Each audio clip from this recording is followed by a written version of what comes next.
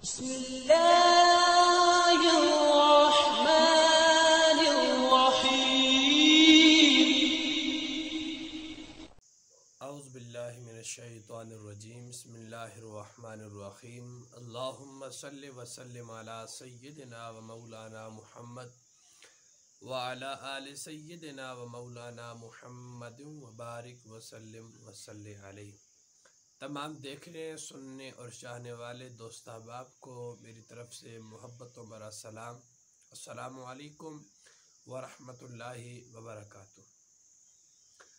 दोस्तों, आप देख रहे हैं यूट्यूब चैनल खिदमत खल्क और मैं हूं आपका मेज़बान, आपका भाई साहिबजादा बिलाल शब्बीर अहमद।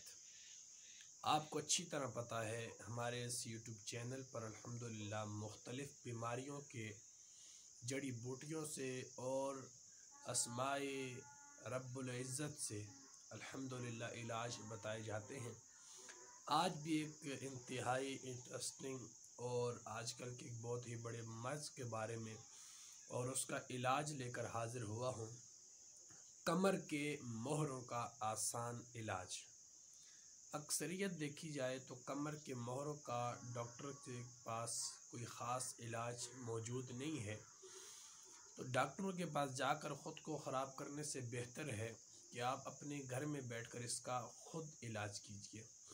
अगर आपको या आपके किसी अज़ीज़ को मोहरों की तकलीफ़ है तो आपको फ़कत करना ये है कि आपने 1 ग्राम काली मिर्च, 1 ग्राम लौंग, ठीक है, 1 ग्राम काली मिर्च ले लें और 1 ग्राम लौंग लेके इनको पीस दें।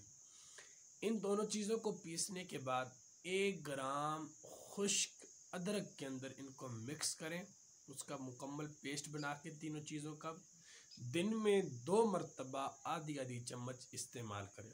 इंशाअल्लाह चंद हफ्तों के इस्तेमाल से आपकी इस तकलीफ़ और मोहरों के दर्द में फ़र्क आना शुरू हो जाएगा। जब तक शिफा नहीं मिलती तब तक इस्तेमाल करते रहें।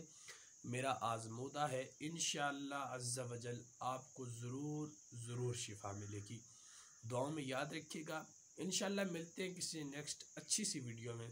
तब तक इजाज़त चाहता हूँ। अस्सलामु अलैकुम व रहमतुल्लाहि व बरकातुहू।